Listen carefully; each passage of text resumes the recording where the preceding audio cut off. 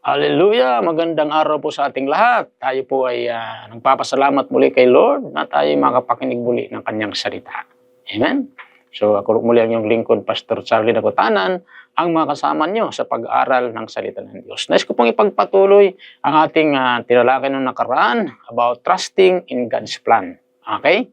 So dito po sa ating foundation verse ay mayroon po tayong 3 points po dito. 3 points. Okay, so 3 aral na nais ng Diyos ipabatid sa atin. Okay, dito sa ating foundation verse. Trust in the Lord with all your heart. Lean not your own understanding. In all your ways, submit to Him, and He will make your paths straight.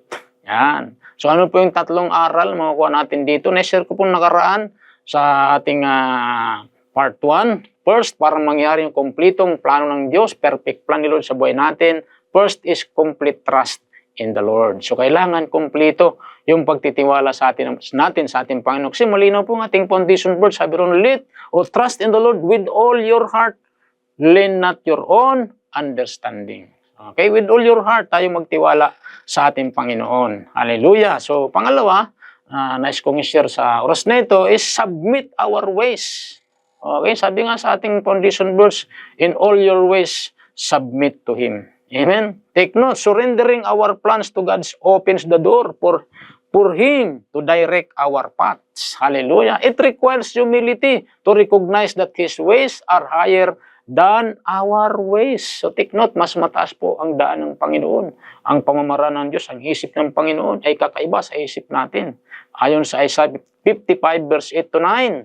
Ang sabi ron, for my thoughts are not your thoughts, neither your ways, my ways, declares the Lord. And the heavens are higher than the earth, so are my ways higher than your ways, and my thoughts than your thoughts. Hallelujah. So yun po ang paalala sa atin ng Diyos. Third, dito sa ating foundation verse, makukuha nating aral, God will guide us. Hallelujah. So pagka tayo po ay nagtiwala sa Diyos ng lubos, take note, i-guide tayo ng Diyos sa lahat ng ating mga pupuntahan, sa ating mga daraanan. Sabi nga, when we submit to His guidance, God's promises lead us on straight paths.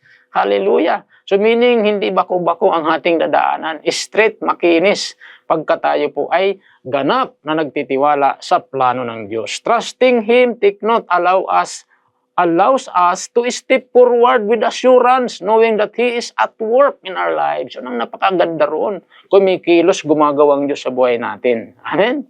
So, yun po, mga kapatid, sabi nga Psalms 32 verse 8, I will instruct you, and teach you in the way you should go. I will counsel you with my loving eye on you.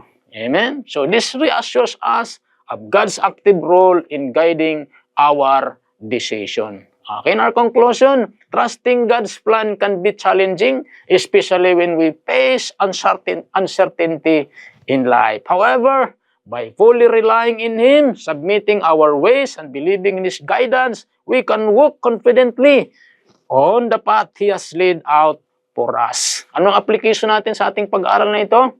First, let us choose to trust Him today, now na.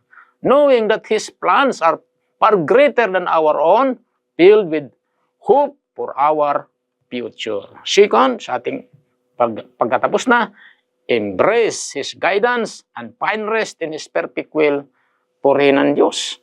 Amen. Hallelujah. So tayo po ay manalangin. Lord, thank you sa mga salita na aming napakinggan muli. Tas lang natin ating dalawang kamay. So, tanggapin natin si Jesus. Sabihin natin, Panginoong Diyos na makapangyarihan sa lahat, lumalapit ako sa iyo. Nagpapakumbaba sa aking puso. Binubuksan ko ngayon aking puso. Tinatanggap kita, Jesus, bilang aking Panginoon at tagapagligtas. Isulat niyo po aking pangalan sa aklat ng buhay in Jesus' name. Lord, bless niyo po lahat na nakinig ng salita at tumanggap sa iyo sa pangalan ni Jesus. Amen. Amen. God bless po sa lahat. Bye-bye.